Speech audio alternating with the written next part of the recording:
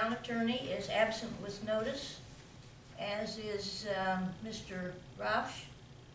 And I was expecting Mr. Doherty, but at the moment, he's absent. Any ex parte discussions? No. I had one phone call to Rita with regards to the two properties on Oleander Road, just inquiring about the history of them. Thank you. Minutes of the regular meeting and public hearing, any comments? Can I have a motion to approve? I move that be approved, presented. I'll second. Mr. Kent? Yes. Mr. Smith? Yes. Mrs. Jones? Yes. Mr. Murphy? Yes. Chairman Lyons? Yes. Additions, withdrawals, deferrals, arrangement of agenda items. I have none. Okay. Next meetings is April 23rd, and amazingly, we're coming up in the summer. As I mentioned last year, we need to make certain we have a quorum in the summer months, so please think about these dates. I'll probably call you and just see what's convenient for some people, many of which are not here in the summer months, but we need to have the right number of people. Does anybody know whether they're not going to be here on April 23rd? I'll be here. I'll be here. Great, thank you. Also, why don't we start with the application for development? We need to swear in anyone who intends thank to you. speak at any of part of the public hearing. Swear to tell the truth, the whole truth, and nothing but the truth, so help you God? I do.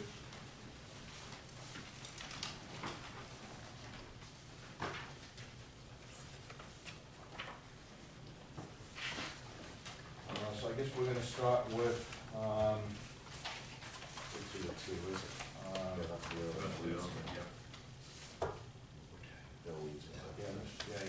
This is an application submitted by William Wietzma as agent Oh, yes, Mr. Delfield. for Mr. and Mrs. George Delfield, the owners of property located at 3232 North Ocean, Gulfstream, which is legally described as Lot 32 and the north 50 foot of Lot 33, Gulfstream Properties subdivision. It's for a spatial exception to permit additions, a total of 1,283.6 square feet to an existing non-conforming single-family dwelling, and a level 3 architectural site plan review to permit the additions of second-story living space, 1,211.6 square feet, above the existing garage, and 72 square feet on the first floor between the house and the garage.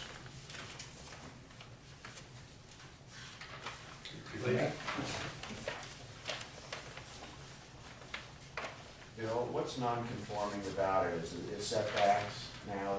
There's nothing conforming about what we're proposing. Everything Correct. we're proposing. Okay. It's this, this guest house right here that's Wouldn't meet the current doesn't setback. meet the current setback. Otherwise, everything meets the setback. We were fortunate enough to do a complete remodel of this house last year for the previous owners on the Delafields block. And of course, they need some more bedrooms. So it's a 3-bedroom house presently, and they have several children, and I forgot how many. Three. And so we're proposing adding a two-bedroom addition over the top of the existing garage, where it won't disturb with the work we did to the house last year, with a small upstairs living room. The house, we figured that this would be the part that had least impact from as far as visual from the front of the house. This is the area right in here. It's about an 80-foot setback between this and the neighbor's property to the south, and it's about 25 feet setback from this corner to this property right here. We had been notified by the neighbor to the north regarding possible interference or loss of their privacy in the back. It was a very friendly conversation. But we included in this today, which you guys don't have in your package, I had a landscape architect come out. And even though there's a number of coconut palms along here and an 8-foot hedge, And the top of our windows are approximately 16 feet on our addition. We are going to add, we have a very small planting space, an additional 6 Montgomery palms with 10 feet of bark and then the head on top of that. So that'll, if there's any visual loss of privacy, we'll take care of it with those trees. Along the south side, there's presently approximately 20-foot high hedge of areca palms, and we're 80 feet away, and again, our top of our windows are 16 feet, so there's no interference with the neighbor to the south. Bill, what was the response, if any, I don't know, whether there's discussion with the neighbor to the north regarding putting in that additional screening? Well, the neighbor, I did not have a discussion with her, but Mrs. Delafield did, and they seemed to work it out together what they wanted to do. She's not here today, so she was confident that we would take care of it. Thank you. As far as the way we design the house, in order to mitigate too high exterior walls, we lowered the plate height of the second floor to 6 feet, so the ceilings are sloping inside, and did dormer windows above that. So we kind of bring the height of the roof down somewhat. And the garage is approximately 2 feet lower than the floor and the rest of the house. So you can see the line of the eave for the existing house and the line of the eave for the second floor, so there's only about a 6-foot difference there. And that was intentional, That was intention for us to lower the house down, so it didn't appear to stick up too high. Excellent. Any questions? Questions? No, it's a very, I think it's very, very straightforward design, and certainly everything's been done to mitigate the vertical component of the addition. And with an eave height of 16 feet 8 inches, I think that's been accomplished, and it certainly has adequate setbacks from the adjacent properties, and it's also one of the larger properties on the west side of A1A.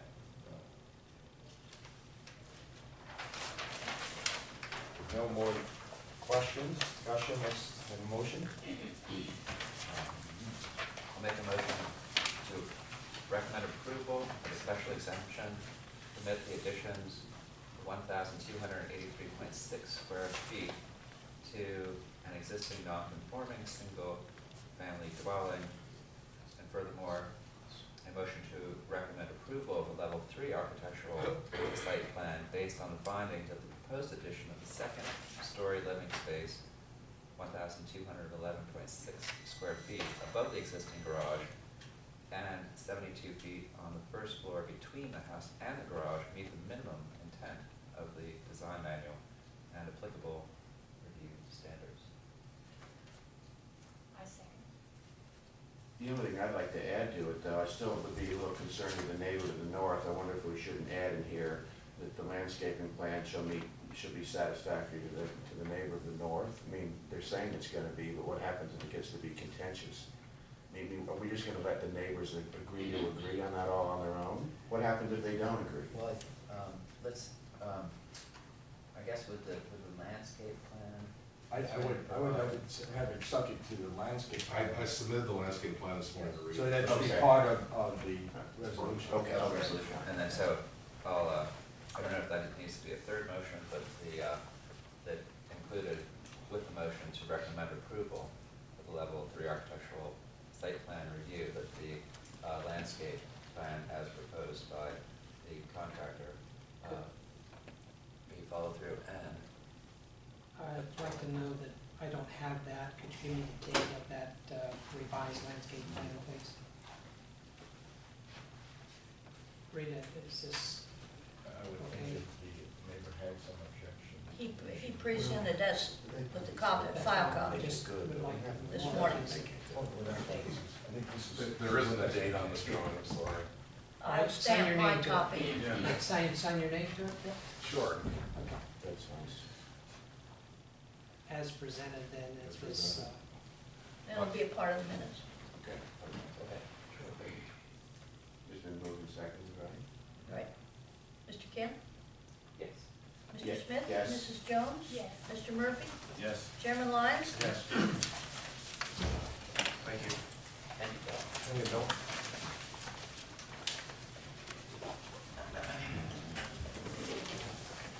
May have to buy you a permanent seat here. Maybe you might have to buy it. Can add on in the back, I think, maybe. Little park.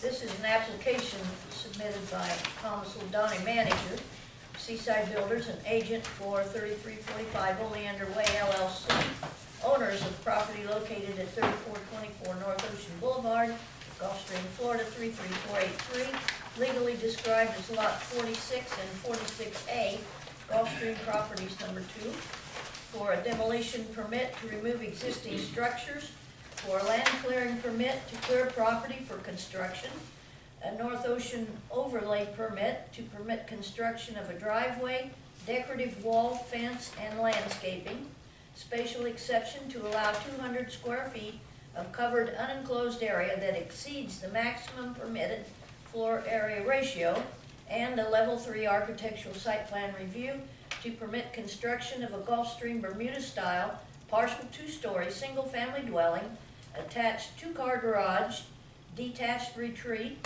open pavilion and swimming pool, a total of 6,015 square feet. Before you proceed, I have a quick technical question. It's a one single family home on these 2 lots, presently, correct? The fact you're taking down one building and replacing the 2 single family homes, the fact there was also 2 separate lots, I guess that's automatically allowed. It was originally platted way back when in 2 lots. Someone came along and subdivided again without replatting or anything, and put those 2 little ones onto each one of the 2 bigger lots. And somebody built a house across everything. And so now we have a document that has been executed and approved by the attorney to combine the little lot with the bigger lot in each case. And there will be no more lot lines built across. There will be 2 houses on 2 separate lots. So so it's in compliance with Yeah. the line. Okay, thank you. Do you know offhand the sizes of each lot now that's been subdivided? You got those figures? It's on the staff report. It's on the report, yeah. Okay. It's on the application. They're over the It goes alongside. minimum for the core district. 3424 North Ocean has a gross lot area of 17,638 square feet, which does conform with our code. The second application that you will hear after this, I believe, has 16,513 square foot, which also conforms to our code. This is the one you're doing first, is the, Which address? 3424. yeah, 3424. Okay, excuse me for one moment.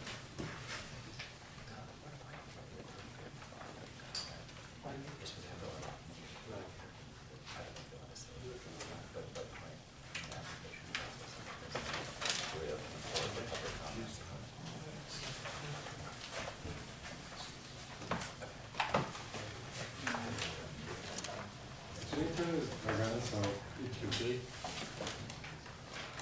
Okay, can you turn it so people can see?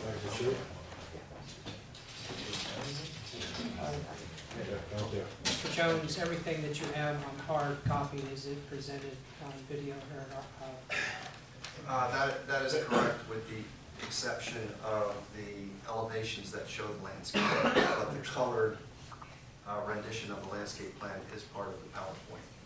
And so this is a little bit of a hybrid presentation.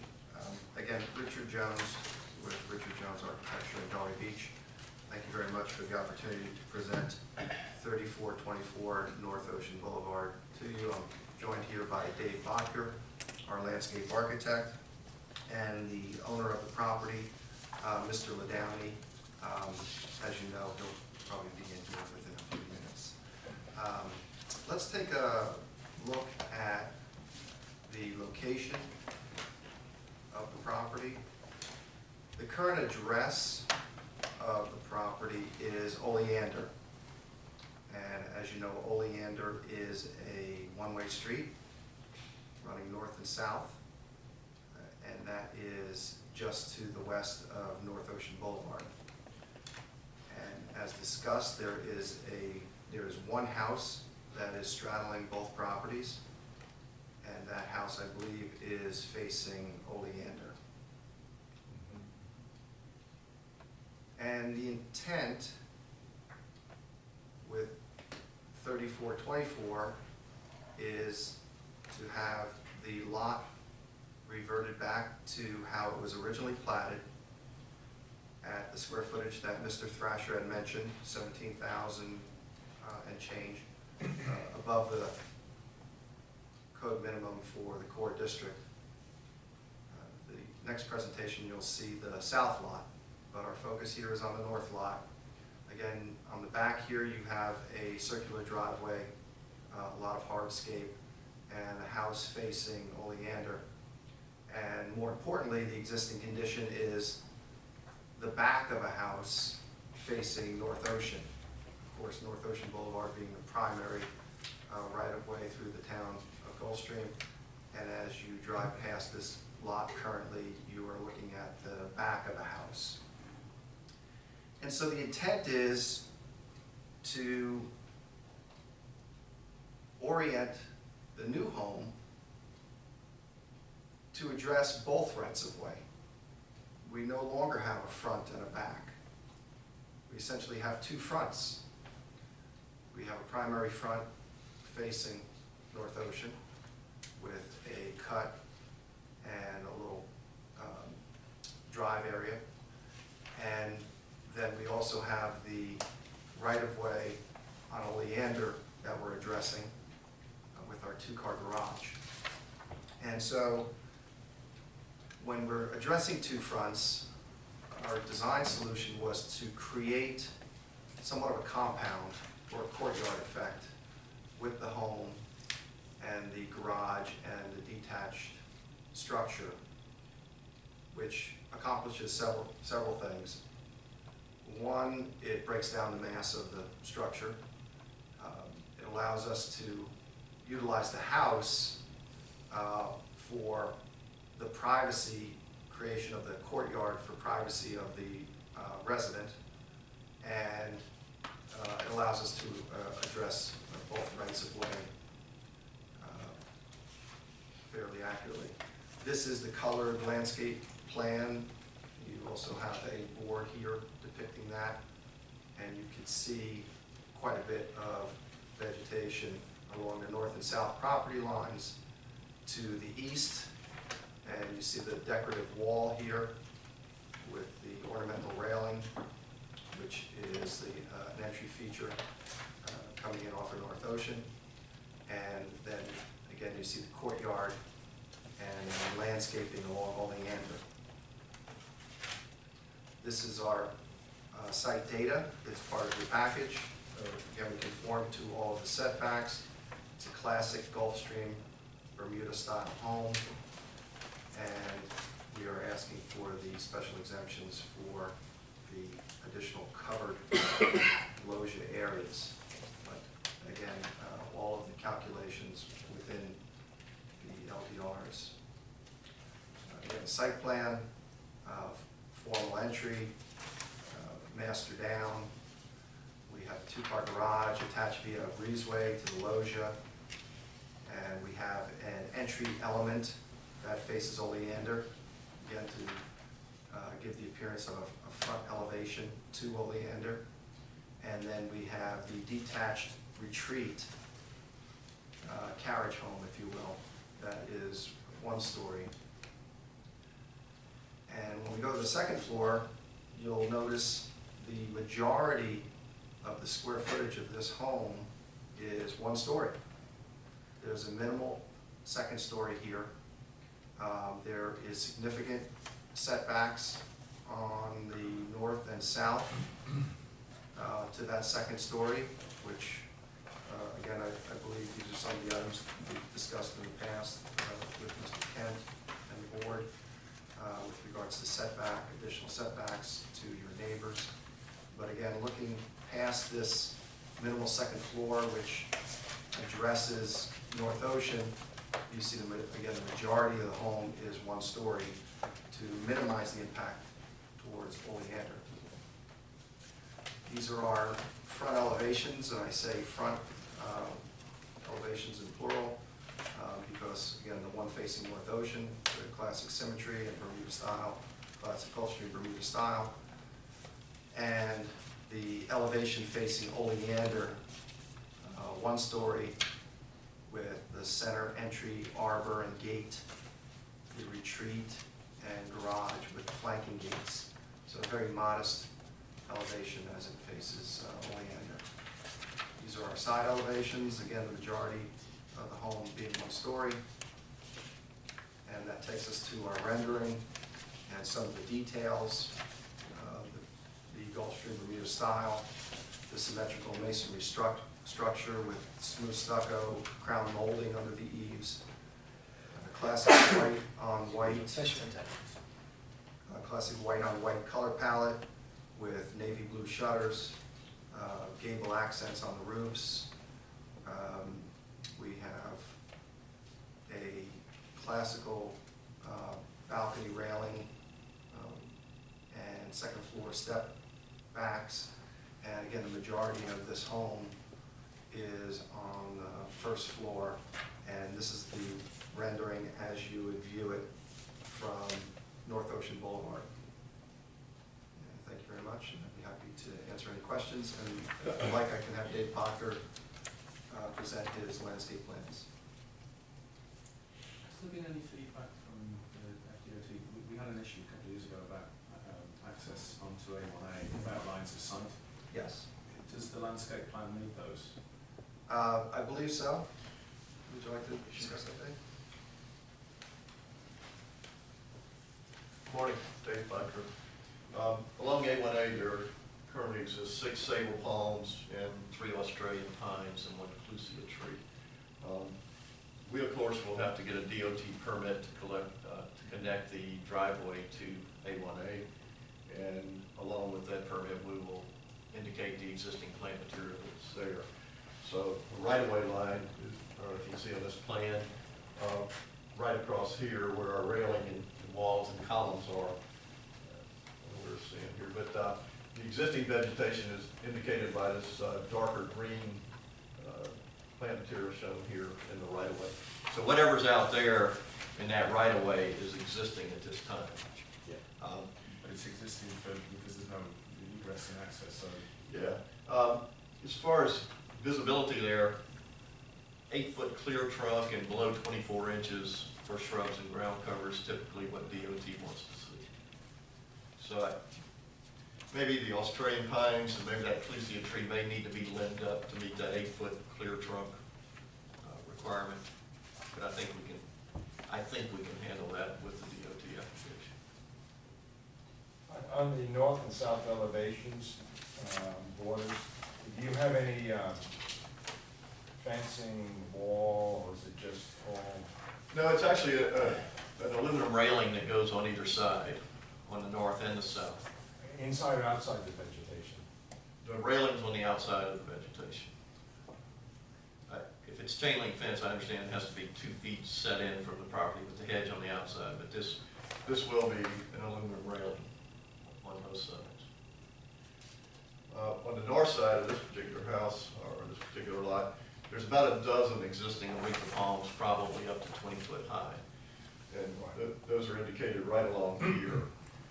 We will complete that hedge all the way to the front of the house up to this point here. So we're adding aretha palms 16 foot high to complement the ones that are already there.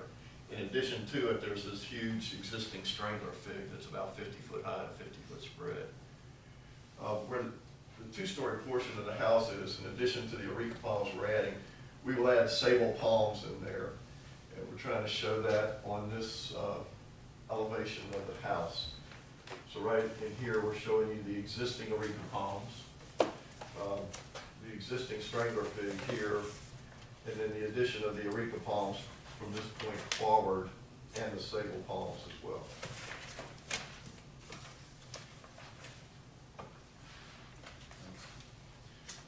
Along the south property line, we're adding areca palms on this lot to fill in gaps where the north property line of the south lot does not have them, so that we'll have a complete line of areca palms along that property line as well. And additionally, where the two-story portions of this house occur, we're adding sable palms there to screen the upper floors of this residence. Could you please show us the drawings on the right-hand side, because it's very hard to see any detail. Could you bring it a little bit closer?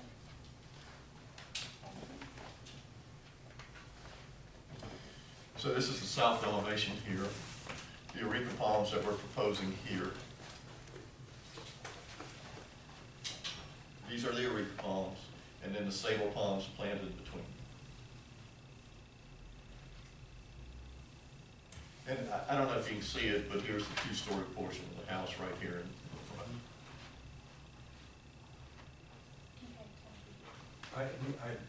My eyesight's not very good. You have the west elevation on there? Yes. Yes. Here's west elevation.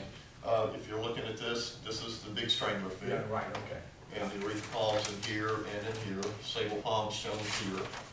And in the middle, right here, we're showing or proposing a Bismarckia palm here as a focal point as you leave the center axis of this house. Well, currently, there's not much vegetation. Is that correct? There's not, tell you a list of what's there, but in this particular area, there's not a lot. Is there any plan to take down any big trees or? There is on the 3410 lot, has an old strangler fig there. And I looked at it pretty closely. Unfortunately, at some point in time, it was hap-racked. All the long limbs were cut off, and so now there's a lot of rot in that tree. It's just not a good tree to preserve. Yes, let me, any other comments or questions? Yeah, I'm gonna open it up to the public for questions. Rita, do you need to swear in people? Anybody that's gonna speak is gonna have to be sworn. And approach the mic, is that correct? Yes, definitely, when it's your turn to speak. So why don't you swear them in now, yes? All right? Please stand and raise your right hand if you intend to speak. Swear to tell the truth, whole truth, nothing but the truth, so help you God. Thank you. Will you come up to the mic, Oh, sure. please? And please introduce yourself and mention where you live. Yeah, Vince Mazio, we live at 3435, so we have 170 feet on oleander. And my concern is there, which I think he was talking about, there's a big, I don't know what kind of tree, a big tree, a budding oleander. It's got a narrow base, but it spans about probably 60 feet wide. And it gives a tremendous amount of privacy to our house and the people to the south of us. So if that's removed from our second floor, it's going to be wide open to the back of that house. And I don't know how big, what you're going to put in, how big those trees are starting out. But I mean, the tree that's on there is huge. Covers almost the whole property.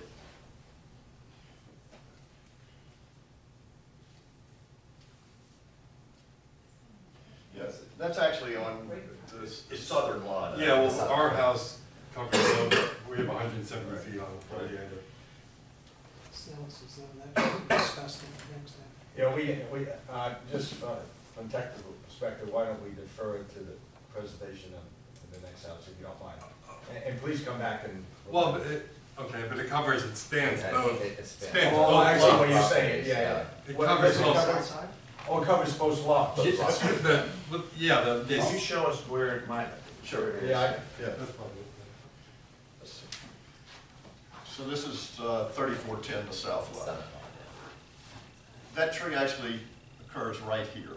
and it's almost in the circle of the old driveway that comes in there. The tree's just a mess. Yeah. If it was worthwhile, Yeah. we would attempt to save it. I think it's actually gonna, it might become a hazard at some time because there's so much rot in that tree. Yeah. You know, if we need to, we'll get an arborist to take a second look at it for me, but my opinion is that the tree's just not worth saving. Okay, but it covers, it gives, it's huge, it gives tremendous privacy. And I'm just curious what is gonna be replaced and how big those are when they start. Then I'll have to wait 3 years before we get privacy. Well, these trees that we're proposing on the side, on either side here and here, are southern red cedar. They're a native tree to South Florida. And we're proposing to install them at 20-foot height. In addition to that, on the west elevation of this house, there's Montgomery palms flanking the driveway on either side here. How big are those? Let's see, 25 foot. 25 foot to start out with. Yes, and they're double trunk trees. So, in addition to it, there's Alexander palms here and here, and these are holly trees. There's 4 holly trees across the back as well, 12 foot high. Okay. On so. And you had a We do. rendering of what the back actually looked like. That's the lot, right? Yes.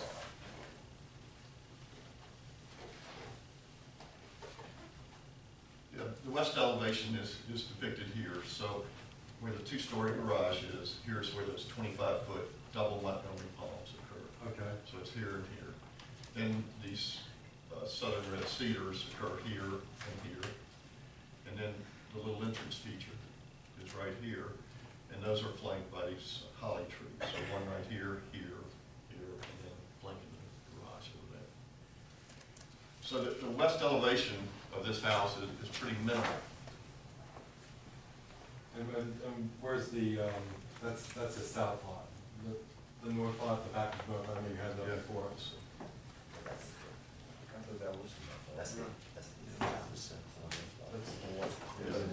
This is the north lot right here. So the west elevation here is live oak tree, the existing strangler fig here, a Bismarckia palm in the center here, and then numerous hedge, ground cover, et cetera, at the base of this building, and accent topiaries flanking the entrance gate. This is the that's the most north. And right, and this is all one story.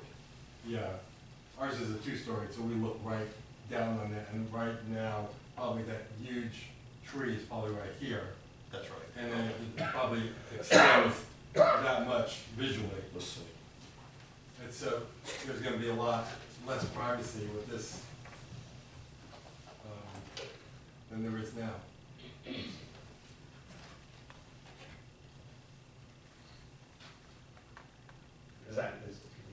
That's a question for, or is that, can somebody confirm whether that's the case or not?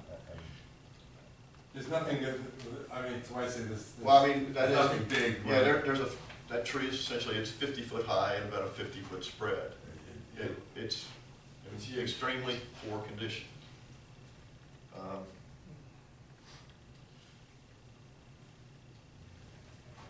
Anything we put in these locations that's, Oh, yeah. would give more privacy to people on who about Oleander. Which yours is just, you'd be in the same position, but more so on the other house.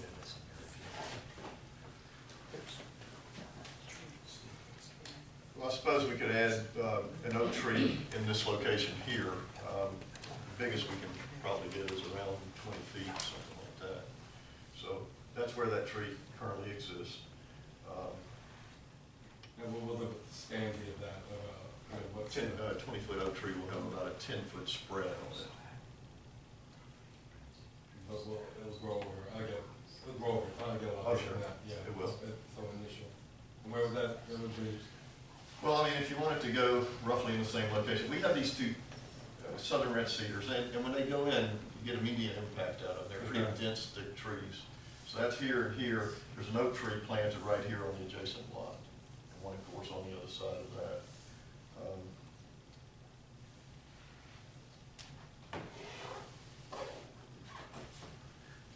So we're talking about right in here. We wanted to add an oak tree there. Now, would that span to the other No, property, not just right No, there? I mean, 10 foot is, Yeah. maybe a circle, something like that. Yeah, it's- But, I mean, as far as the heights on these are drawn at the height that they're installed on these plants. So this is a 20-foot high cedar tree. This is a 12-foot high holly tree. yeah, So a 20-foot oak tree going in here is gonna look yeah. something like that. Our second floor, and particularly the master bedroom, looks right out onto that, and that's why that tree is there, that gives us a lot of privacy. Well, once you get back into the property, I mean, we have ligustrum trees here, we have more Montgomery palms, double Montgomery palms here and here. So I doubt if you're looking into this corridor. Yeah, Another magnolia tree here, and then of course the line of palms on either side, so it's green. I think there's a very attractive home from the Yeah. west side. I mean, it's a front Yeah, elevation, yeah. it has very minimal two-story elements here. yeah, no, it's a very pretty, And then- it's sort of about the home. It's And then the privacy. adjacent house actually is only the single floor all the way across here. Now, what is this? That's the existing strangler fig on the north side. And we're leaving that because, first of all, it straddles the property line, but also it's a healthy tree.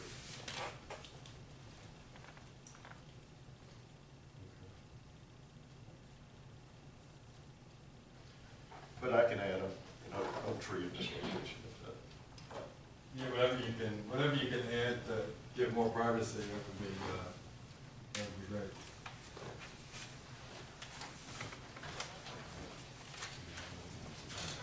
Did you want to, Yes, I have a question. and kindly mention your name and your Linda location? Dean at 3430 Oleander Way on the west side of Oleander, and just north of of this proposed project. My concern is how is the construction traffic going to be handled? Are they coming in on A1A? Are they coming in on Oleander? And what's going to happen with the condition of the road, especially on Oleander, after this project is completed? I think, Mr. Jones, if you could address that? Thank you very much. As you all know, Mr. Ladowney has completed several projects here in the town, and I believe on each one, the question of the construction comes up, where will people park, how will they access the site? And he always is very accommodating to the neighbors and the neighborhood in addressing their concerns. And I would think it wouldn't be any different on this project. And Oleander being a one-way street, we would assume all of the construction activity would be coming via A1A. If I might add something please. to that area. Mr. Ladani is not here, and You Mr. shouldn't hear Jones any may not have been prepared to discuss that issue. And perhaps because that traffic management plan is created and reviewed, created by the chief of police prior to a permit. And we will, at that point, make the general contractor responsible for the management of that traffic. And our new ordinance, by reference to a resolution, creates a penalty for any for work that might start prior to or after the allowable times. It's very strict. It comes to with it the possibility of a stop work order. So the general contractor will have to sign that basically affidavit, have a witness, and provide it to chief of police prior to any issuance of a permit. That is usually reviewed at the permit time because we're never for sure and anything will be approved here. So it's just, that's where in the development process that traffic concerns are addressed. Mr. Thrasher, regarding Oleander, which is one way, as you noted, it's a narrow roadway, I would assume that it is correct to assume that most of the construction vehicles will be coming off A1A, or you can't assume that? I would, at my expertise, would not assume anything. That is a safety issue. I rely on all safety input to be handled and controlled by the police department. So, well, Tom's here, maybe he could answer. Can we swear Tom in? Yeah, be happy to. I apologize for being late. You swear to tell the truth, whole truth, and nothing but the truth, so help you God? I do. Tom, you know, there currently aren't entrances from A1A onto either of these sites, and obviously you're proposing it to be front entrances, but in the timing of this construction, do you have to get a permit from DOT to temporarily enter from A1A? We're worried about construction traffic along the, you know, one. We've already got authorization from DOT. To enter from A1A. For 2 curb cuts on A1A for both properties. And realistically, based on the timing of where we are right now in the process between ARPB and City Commission, or Town Commission, assuming we get a favorable support, then by the time I get my building permit from Del Rey, which is not the quickest thing these days to get, we will have those curb cuts in. While we're addressing traffic and construction vehicles, are you going to do both sites at the same time? Yes. Yes. And as you know, the way that Rich has gone through the design presentation with you, I'm sure that the garages are in the back and the front courtyards with driveways on North Ocean Boulevard. Yeah, they'll be built as we normally do. You know, we just go right over them, and they'll be built at the same time. Does that address your question? Or do you? Well, I'm just concerned about the integrity of Oleander Way. The road is narrow, it's a very small passage through, and is it going to be their responsibility, once this project is complete, to make sure that road is sound and in order again? Addressing soundness of the road is not something I'd like to discuss, but there is It's a genuine concern for the residents that live well, on it that would street. have to remain in its present condition. The soundness of that road is an entirely different subject matter, in my opinion. Maybe I my understand. verbiage is Okay. improper, but I have a concern about the condition of the roadway after construction begins. Ma'am, is your concern that if we do anything to disrupt Oleander Way, that we're gonna put it back to its current state? Yes, The answer is yes. okay, thank you. And in addition, there is a small damage bond that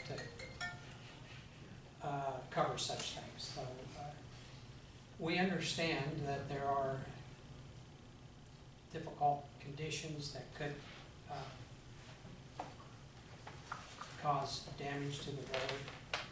I can assure you that Chief Ward will be looking at all of that in regards to a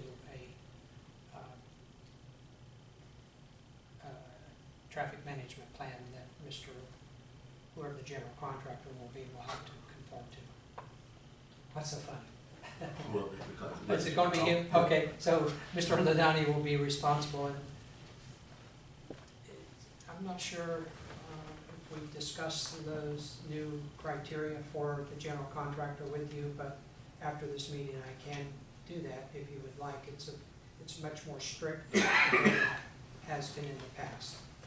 And it is strict to the point of a stop work order in the event that you violate any of our codes and the laws that are listed in that construction management plan.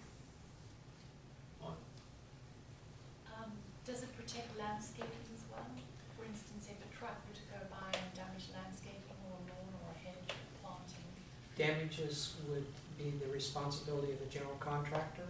We would first work with the general contractor to accomplish that task. In the event that they didn't, then we would utilize the damage bond. Based on everything that we've done thus far in the town, which, you know, we've done some significant projects, as you're aware of, Spence property and the property across the street. We've worked very diligently to always make sure that we maintain the integrity of the property, and we've gone overboard beyond what the requirements were in terms of, you know, landscaping, buffering, and replacement and so on. I'm like very fussy about that, so. And Mr. Thrasher, not to challenge that, but I think it's the benefit of the public to know that that is the case from your experience. It is the case. Yeah, I think can so. verify that Yeah. statement. Thank you. I chose not to, but since you asked me. Right. Well, it's important that the town speak to that issue too. Anything else? Any other questions on this application?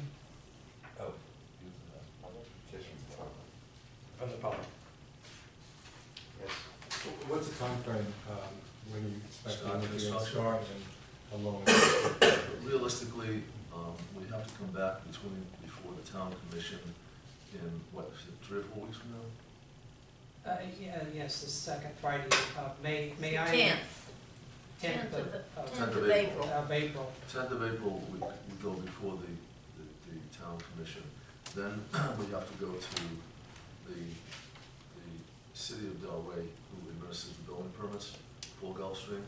And based on what we're experiencing now, because we have a lot of permits in process, I would guess that it would be an additional 2 months. So we're probably talking about a start date of no sooner than 90 days from now.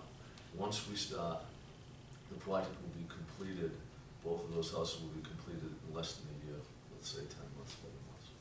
So we're talking about from today, 15 months, probably. Mr. Ladani, you were responding to a question from Mr. Mazzio, is that correct? This gentleman here, Yes. thank you.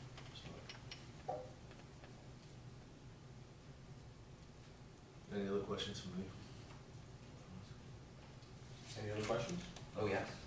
Yes. Yes. Well, just some general observations about the design, which is, it's a very nice design, the house. One thing that concerns me the most is the E height. This lot is slightly under 100 feet wide, and there is property to the north of the application. And I think with the additional setback from A1A, because of the setbacks from A1A, that certainly the front elevation would merit the additional E height because of the distance that the building sits from the road. However, I am concerned about the 2-story section, which falls about 15 feet off the north property line. And with that, you can see it over in the rendering the best, but having that looking down over the property that's next door to me, and only 15 feet from the E line, is something we're trying to discourage vertical massing, and that's in section.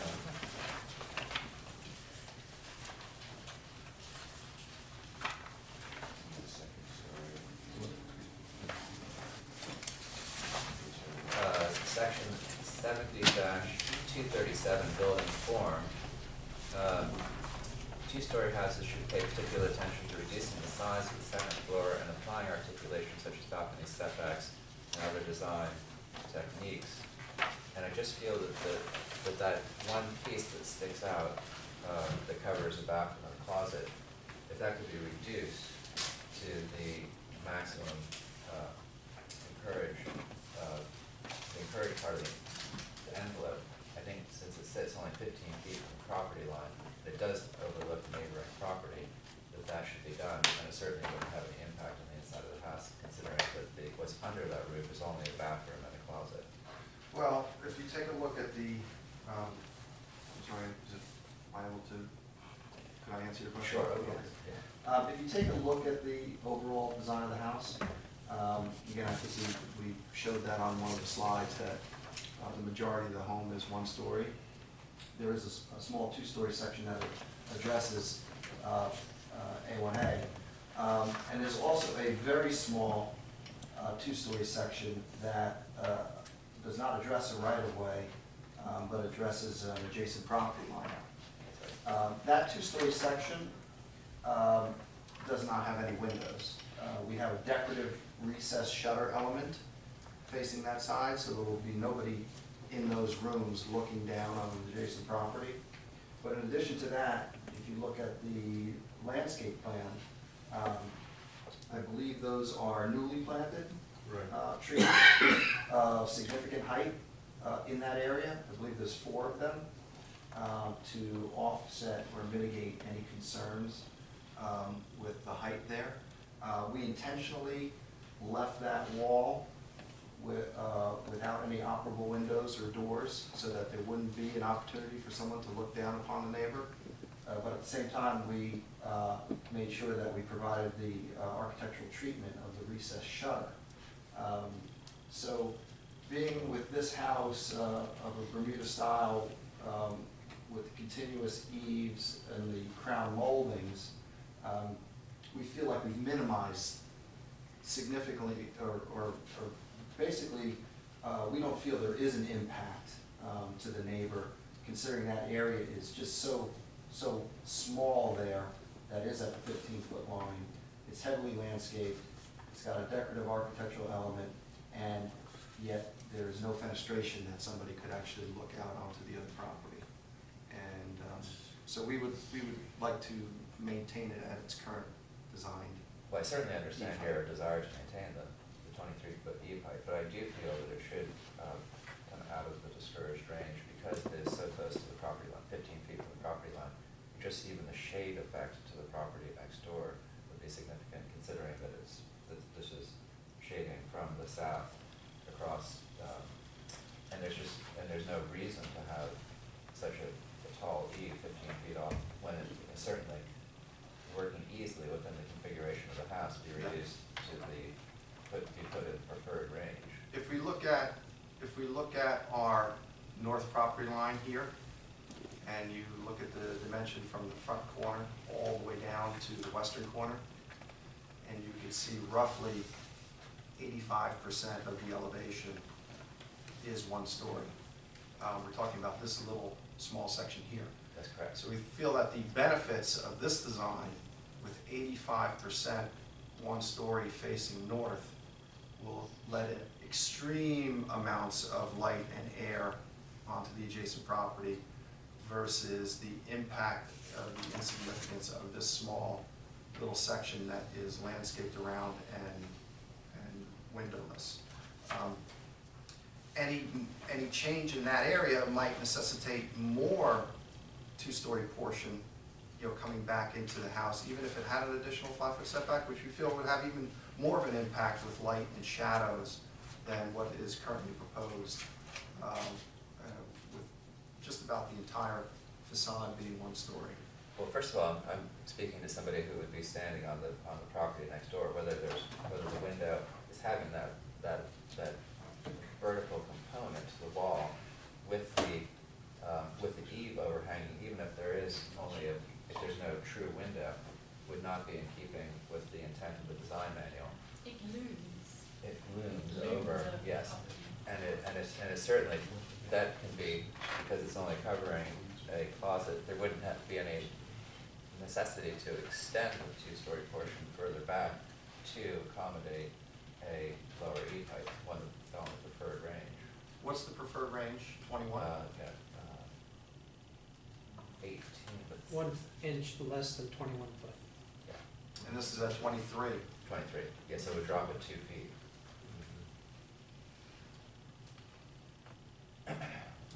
Without any material effect to the design of the house. In other words, it's covering the bathroom and a closet. Why can't we do it with landscaping? You can add a couple more trees to the tall tree. We really, I think landscaping is an important component of any design, but the design manual specifically says that we have to look at it as without the landscaping. Am I misunderstanding, but is this design in compliance or not in compliance with the design manual as it presently sits? Well, I feel that most of it is. However, this one piece that falls, there's a vertical component 15 feet from the property line, 15 feet from the neighbor's property, which is 23 feet tall, vertical wall. That is not in keeping with the design manual specifically or the general neighborhood. In other words, we don't have 23-foot high walls sections on houses surrounding this property, or even in the Gulfstream core, which is what this house falls in. And the design manual allows a certain number of discouraged elements, is that correct? Yes. Yes, And- it does. Well, only if we do not have to say, we do not have to approve something that's discouraged. It's at our discretion to approve something that is discouraged. It doesn't, the design manual does not automatically allow discouraged elements. It has to be subject to the board's approval, and ultimately the commission approval. This doesn't appear to be a significant impact in terms of the overall design, in terms of the overall aesthetic of the house and what we've tried to accomplish in terms of our conformance to the guidelines, as we always do. I guess I'll defer to Rich. What impact is it? You know, I'm all about balance too and symmetry. We try to make these houses look very nice, as most of them do, all of them do. What impact does it have in that area? Well, what it would do is on that second floor, in the bathroom and the closet, you would go down to an 8-foot ceiling height versus a 10-foot ceiling height. But again, the roof break that's going to be created, I don't think architecturally would be as appealing as it currently is now, all at. Yeah, it would affect the symmetry of the house. I think that you're sacrificing more in terms of symmetry and design overall than you are gaining by what you could accomplish by some additional screening. That's a fake window. I mean, it's right there. It's shutters. Well, if you go back to the, as a matter of fact, if you go back to the front elevation, you can see that the piece is actually even shaded out. Because it's set back. Because It's set back, exactly, and it has really, it doesn't affect the symmetry of the house. As a matter of fact, there is no structure like that on the southern side of the house. That piece only exists on the northern side, and it really shouldn't be shaded out because it is part of the design, it's part of the front elevation. It shouldn't, technically, it should not be shaded out. It's not covered by anything in the front. Well, it's So set it in a should be- distance. it- It's I set in think a it's distance. I wonder if I can blow this up. I don't know if I could. I believe the area that you're talking about Yes, addresses, what is this? Is this? that's a driveway. That's a driveway. So how let me get a little closer there. So how are we impacting the building next door? If it's a Well, driveway? when the neighbors in the north walk out of their house into their driveway, they're gonna see the section Yeah, towering you- 23 with- feet with over all- the With all due property. respect, Mr. Kent, you could say that about Can't 80% of the houses in the core district. I mean, No, you can't, I'm sorry, you can't. 80% of the houses in the core district are one-story houses. no, I'm talking about the new houses, the new two-story houses. And they're not, they all have significant setback. There are no two-story sections that go up 15 feet to a property line. They always I believe what step back. you're mentioning, Mr. Kent, is to reduce the eave height 2 feet on that elevation where it abuts an open driveway and landscaping to the north, not a structure to the north. Well, there's a structure to the north. There's a And structure to it's- the and north, but it's here. set much further to the west, as you can see on this aerial here. The area in question is right up It's in right there. here where it's mostly all open and green and landscape, and then we're providing additional landscape. So, in our opinion, reducing an eave, that small section, and again, we're not impacting or overlooking another structure. We do not have any fenestration where we're looking down on another property. We're heavily landscaped along that edge. And any shadowing that may be created by this minimal second floor that is extending 2 feet higher would be on a yard or a driveway area. So we don't feel that, your argument, if we were right up against another home, or if we were in some way affecting a neighbor's views, I can understand that, but we're talking about 2 feet where we're essentially have almost zero impact to our neighbor to the north. And we're mitigating, as Mr. Bacher is showing, with extremely mature plantings at the time of installation. And let's not also overlook the fact that just about 80% of the square footage of this home is on the ground floor. And again, we could show you the slide again, that we feel that this design is well within the LDRs set forth, and we understand the discouraged elements. But again, we have to understand too that homes in today's environment, in today's price point, warrant certain ceiling heights. Our ceiling heights are relatively modest. We're not looking for large ceiling heights, but I had mentioned this at the last meeting. It's very difficult to do 8-foot doors with an 8-foot ceiling or an 8'6" ceiling on your second floor. And when you have a 21-foot eave height, you're gonna end up with a little over an 8-foot ceiling on your second floor. Well, that's So we're really- gonna end up with short doors. We're gonna end up with inferior design for the quality and the price point of these homes. And when we look at where the impact is right now on this particular home, we feel that it's negligible. Well, Maybe on another home, another design, we can understand. I think, well, first, I just want to say one thing, is that the design manual specifically divides the town into different areas. There are estate sections, large sections along the ocean west, where very high, 23-foot eaves are encouraged because the lots are large enough to carry that sort of massing. We specifically, the intent of the design manual that was supported by the citizens of the town was to minimize the size of structures within certain districts, the north-south, the core, Bassa Soleil, and our job is to maintain the wishes of the citizen, which are to minimize the massing on the smaller lots. This is a core lot. It's not an ocean lot. It's not ocean west. We're not talking about acre lots where they can handle large houses. So yes, everybody wants to have, a big segment of the population wants to build as large a house as possible. We are charged with maintaining small visual, in other words, restricting the mass of the house per the design manual to encourage minimal massing, and that's with the design. And again, I point you to this Yeah. slide up on the screen here, and it's very hard to not realize the majority of this home shown here as one story, and the small area in question where we have a wall with a bathroom and a closet has no impact on the neighbor to the north. So Gentlemen, certainly, yeah, I think we should get that to the rest of the board. I think that that's been a good discussion. I think both parties have framed the issue, and we can have further discussion from other members. I think that at this level, at this point in time, if Mr. Kent is prepared to do so, could you cite the section of the code in which you think this is conflicting? Okay, well, there are several sections. First is section 7098, building form.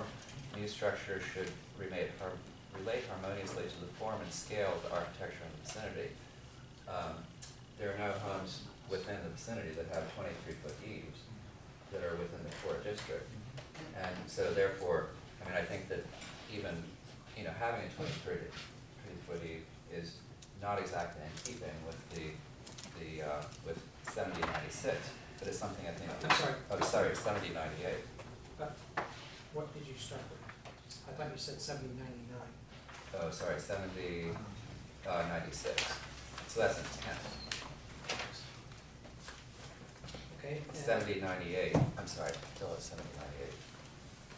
You started with 70-98. 98, yeah. All right, and you're talking about harmonious with the neighbor. Yes, Harmony the with scale the of neighbor. the, yes. And then what else? And Do you have then- anything else? Yes, 70-237, two-story houses should pay particular attention to reducing the size of the second floor, which the applicant Which it has does. done in reducing, yes. But is avoiding massive buildings, that's the, Okay, anything else? And so you're, and small, You're So, you're I- suggesting I that just- this second floor, or this plan that we're showing, the majority of the ground I floor is would one like- story, that I would you're like to considering suggest massive. just to list what he has saying, that he believes to be objections to the code. If you could listen to those objections, Mr. Jones, I would assume that you have the opportunity to speak thereafter. Okay, thank you. Have you completed that, Mr. Yes, Jones? and that's. Those two sections? And those two sections, yeah. Understood. And I I'm certainly. sorry. Yeah.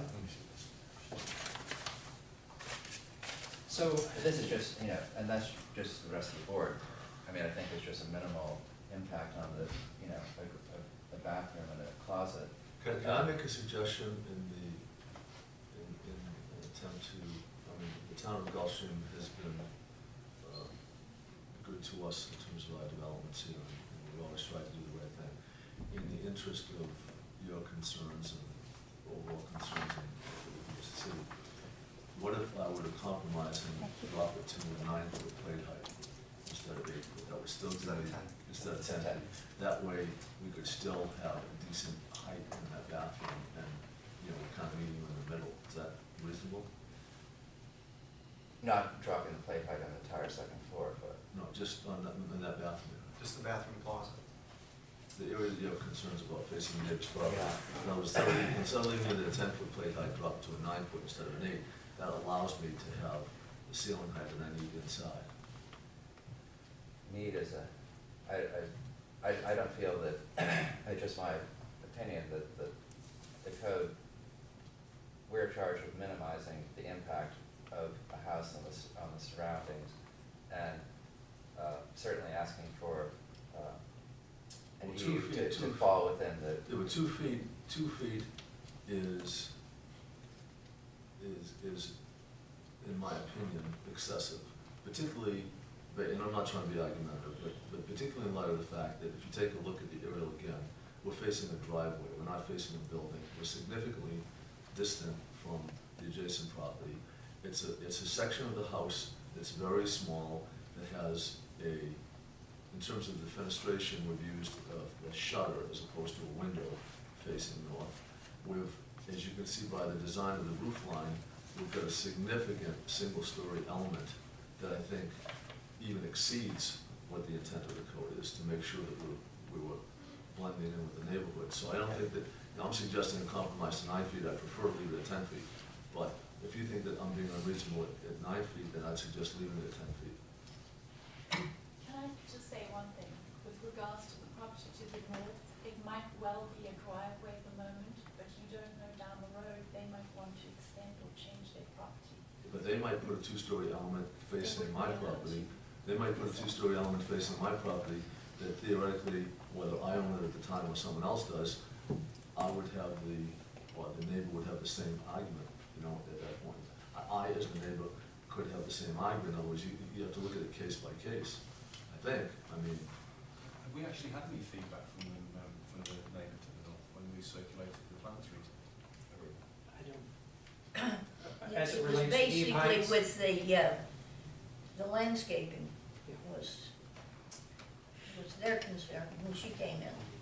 I'd rather add additional screening with landscaping that can easily be accomplished, particularly in light of the fact that there's not a window there. Secondly, I would be more than willing to compromise to a 9-foot, what I call a 9-foot plate height versus a 10, dropping down that bathroom section by a foot. Is my contention that even on a 92-foot wide, having a 23-foot discouraged second-story height is actually excessive, in my opinion. That the whole thing should be brought down to the preferred range. I'm just pointing out that but because of the fact that it is on A1A, is a mitigating circumstance.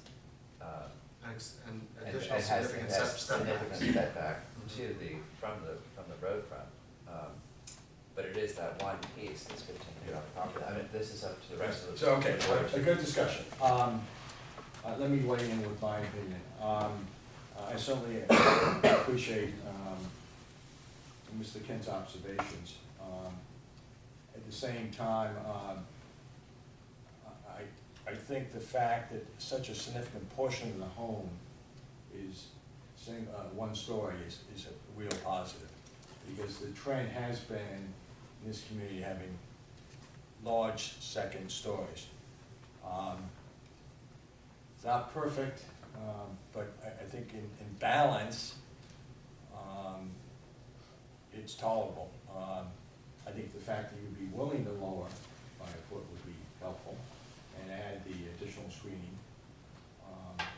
Is that something that you would offer? Yes, sir. That's my opinion. I'm gonna yield to other members. That's just one opinion.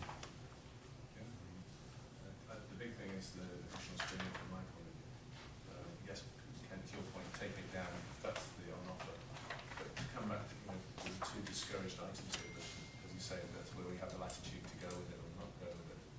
But you demonstrated all the way along with the time, I've been on the board, you want to accommodate it and try and do the best you can for the town. I don't think there's any perfect solution. No, what's the alternative? I mean, what is the alternative? You just turn around and say, I guess the alternative would be, Mr. Ladonna, you could go back to the drawing board and come back with a building that's totally compliant, and a lot of it's on the second story. I mean, that's an alternative. I'm not saying that's a desirable one for him or for the town. I do have a separate question from the subject. And again, not to be argumentative, what I don't appreciate, and it's a minor issue, why do you need additional square footage? I mean, if starting from scratch, couldn't you just fit the building into the code in terms of square footage? It does fit into the code. We're not looking for, as a matter of fact, you can't exceed the square footage with any kind of bonus square footage. No, you have the special exception It's that's for a covered roof area. The covered roof area. Yeah. covered roof.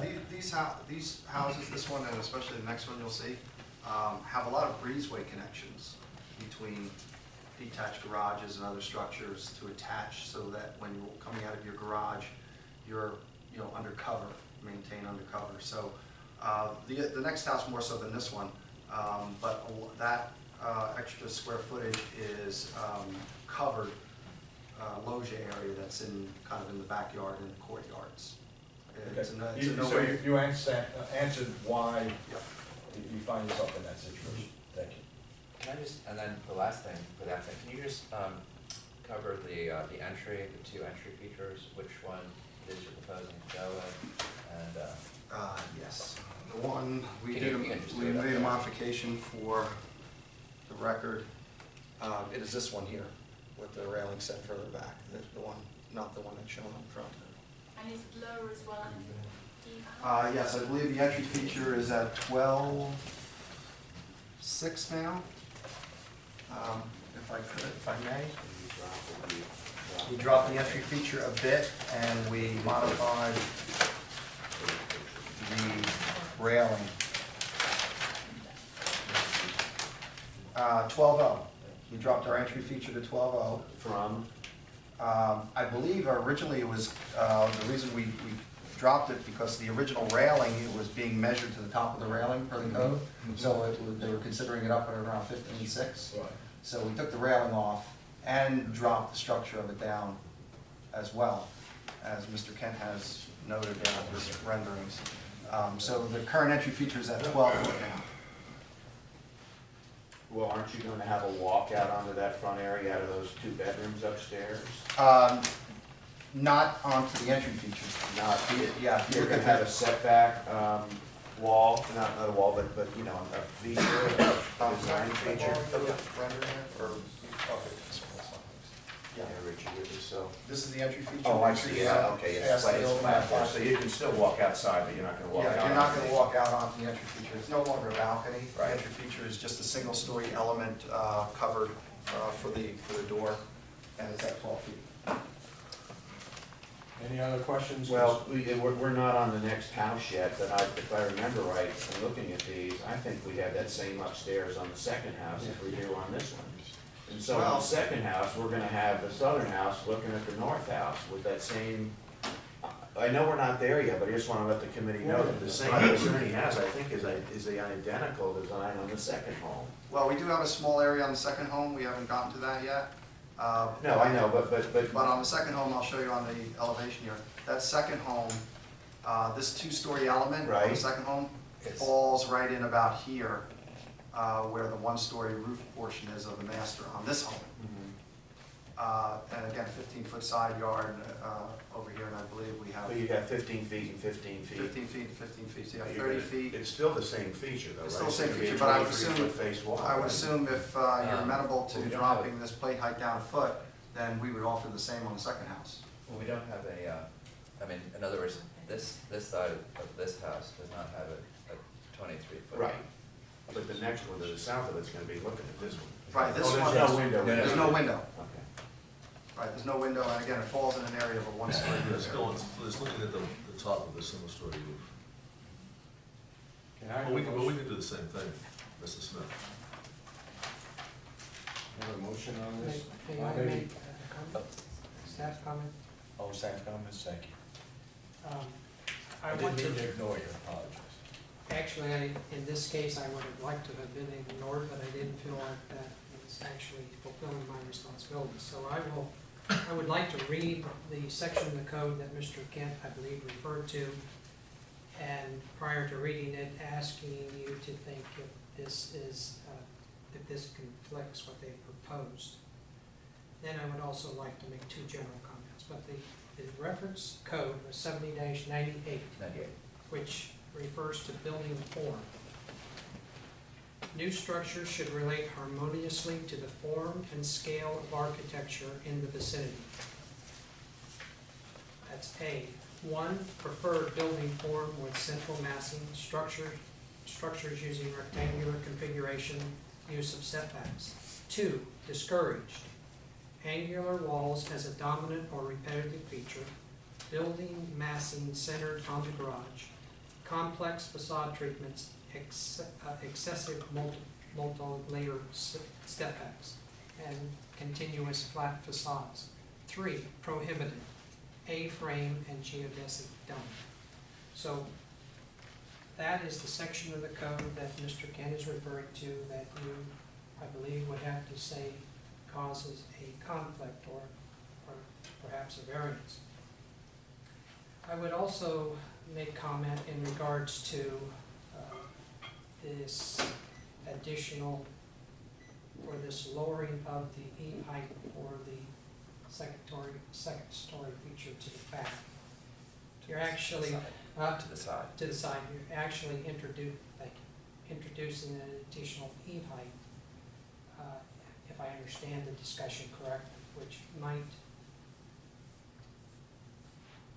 I believe we still have 4 at that point.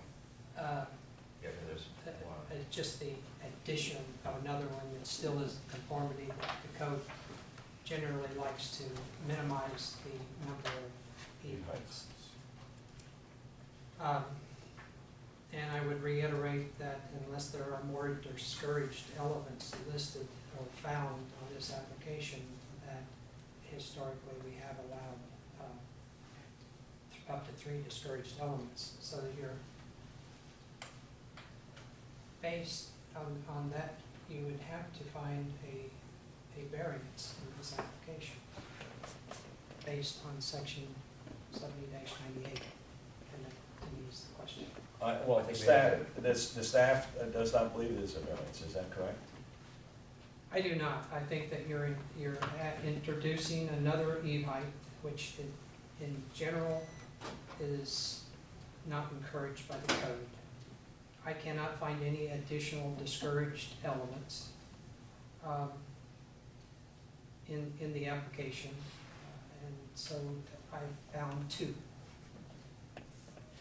Okay, so, thank you.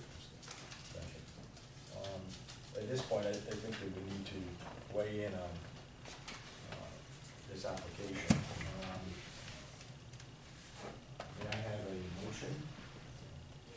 I'm looking at Malcolm, because he's the furthest from it. More seriously, we need to come to a conclusion on this. Okay. In light of what, We just speak up a little bit more? Yeah, sorry, sorry, Hubert, in light of what you said, I think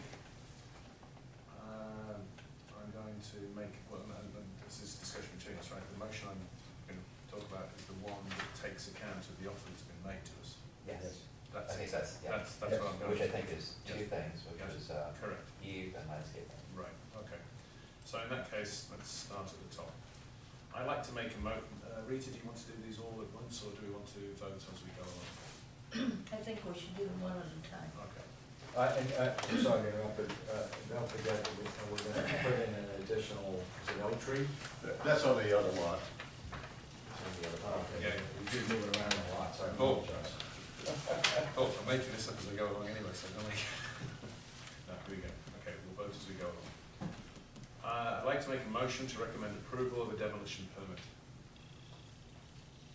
We have a second? Second. Mr. Kent? Aye. Mr. Smith? Yes. Mrs. Jones? Yes. Mr. Murphy? Chairman Yes. Lyons? Yes. Furthermore, I'd like to make a motion to recommend approval of a land clearing permit. Second. Mr. Kent? Yes. Mr. Smith? Yes. Mrs. Jones? Mr. Murphy? Yes. Chairman Lyons? Thirdly, I'd like to make a motion to recommend approval of a North Ocean overlay permit to permit construction of a driveway, decorative wall, stroke fence and landscaping. Second. Mr. Kent? Yes. Mr. Smith? Yes. Mrs. Jones? Yes. Mr. Murphy? Chairman Yes. Lyons? Yes. Furthermore, a motion to recommend approval of a special exemption to allow 195 square feet of covered unenclosed area that exceeds the maximum floor area ratio, brackets section 70-72, brackets B, brackets 2. Sorry, on that, my sheet has 238. Did you say one? No, I've got 70-32. Chad, do you see? Oh. Thank you, 3345. Sorry. Yeah, go ahead. okay. As that stands, please. That's my motion. We have a second? Not yet. Do we have to limit that or make that permanent so that it can't subsequently be enclosed, or is that implied? We're not- Just on the oh, 195 square feet. I want to pick that up under the 70-72. level 3 Okay. ARP. Then I second. Number one Then I second the condition. motion. Okay. Mr. Kent? Yes. Mr. Smith? Yes. Mrs. Jones? Yes. Mr. Murphy? And finally, I'd like to make a Chairman motion. Lyons? Yes. Sorry. Go ahead. Sorry, I'm getting carried away. And finally, I'd like to make a motion to recommend approval of a level 3 architectural stroke site plan review based on the findings that the proposed Gulfstream Bermuda style partial 2-story single-family dwelling, attached 2-car garage, detached retreat, open pavilion and swimming pool, a total of 6,015 square feet, meet the minimum intent of the design manual and applicable review standards with the following conditions. 1. Prior to the issuance of a certificate of occupancy, the owner of the property should prepare and record a deed restriction which should provide that all projection areas shall remain unenclosed as per approval of the special exemption for as long as the structure is in existence or exceeds the maximum FAR. 2. The electric service lines shall be buried. 3. Any minor modifications in the landscape shall be submitted to the town manager for review and approval, and any major modification should be brought back to the ARPB for review and approval prior to commencement of landscaping. 4. The landscape plan will protect any existing Australian pine trees and allow at the discretion of the town the planting of 2 to 10 Australian pine trees where possible. And 5. That the north elevation of the property of the building should be reduced, number 5, that the north elevation of the property should be changed in line with the proposal which was made as a matter of public record by the contractor, the developer, to reduce the plate by 1 foot and to add additional landscaping to ensure screening for the property to the north. Second. Oh, you want discussion? Well, I see, Mr. Londani, you have any concerns I have about a question, I'm sorry. when you got to the subject of Australian pines, I know that Australian pines are a big issue in the town of Gulfstream. Does the town, do you grow your Australian pines? Do you have them available? Yes, but have we seconded this yet? No, but I want to be sure that he's gonna. The chairman asked me a question. I seconded it, and there's discussion, I seconded I it. didn't hear that, I apologize. Can, am I allowed to Yeah. speak? Yeah. Yes, Sorry. Mr. Lyons, thank you for letting me speak again. No, in the motion, it discussed Australian pine trees and adding, I think, 3 Australian pine trees. 2 to 10 where possible. But two. Yeah, discretion of the town, 2 to 10. Okay, but is the town dividing the Australian pine trees? Because they're not easy to come by. yes, I understand that you grow your own Australian pine trees, so. yes. Was it, That was my question. Okay. how, And did we address the 9 feet? Yep. Yes. Yep. do we need to talk about the landscape plan again? No, thank you. Because it comes back anyway, that the minor modifications go to the town manager. That was a condition, but you also had another condition, additional In landscaping point in this 5, area. that we accepted the additional I'm screen. fine. Yep. Okay? Mr. Cant? Yes. Mr. Smith? Yes. Mrs. Jones? Yes. Mr. Murphy? Yes. Chairman Lyons? Yes. Thank you. Are we on to the next one? Next one is an application submitted by Thomas Ladani, manager of Seaside Builders, as agent for 335 Oleander Way LLC, owner of the property located at 3410 North Ocean Boulevard, Gulfstream, Florida 33483, legally described as lots 45 and 45A, Gulfstream Properties Number 2 subdivision.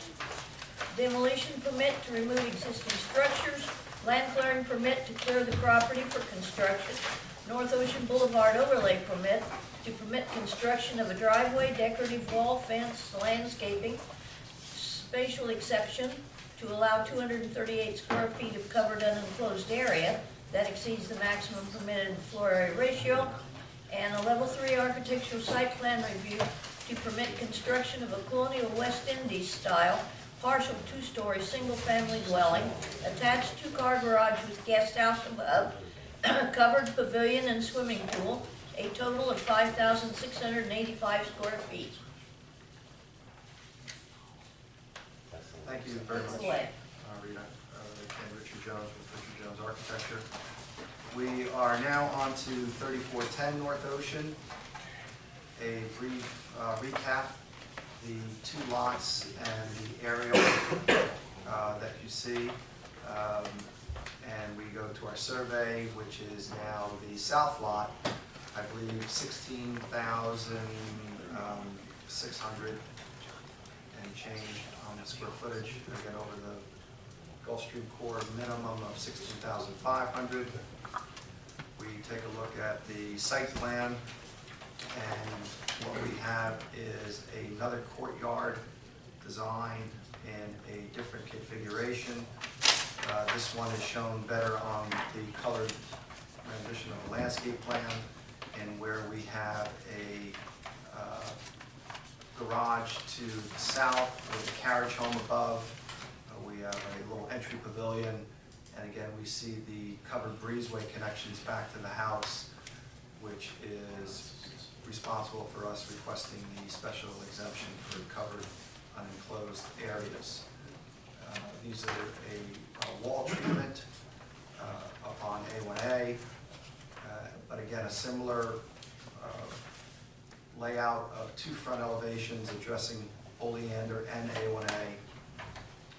This is a colonial West Indies style, meeting the setbacks and the square footages in the LDRs. And so we look at the floor plans, and we see that garage to the south. We have the breezeway connection, the entry, little pavilion, covered areas, the master down. We have an outdoor fireplace, sitting area here, and we go upstairs. Again, we see the majority of the house in a 1-story element. We have the area that we discussed on the prior home, a bathroom and a closet, and we have the carriage home with the open balcony facing west. above the garage, as well as the significant open terrace area as part of that carriage home. And we look at our facades, again, two fronts, the oleander facade, the little entry pavilion, the garden wall, the fireplace, and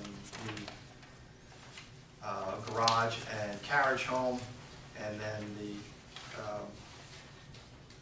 A1A elevation with the reduced entry, the split balconies on the front elevation, the siding, the roofing material, the gray tile roof, the gable end details with the louvers, and the arbor gateways to the north and the south. This is our side elevation. Again, this is the area that was in concern on the last house. And we have a similar small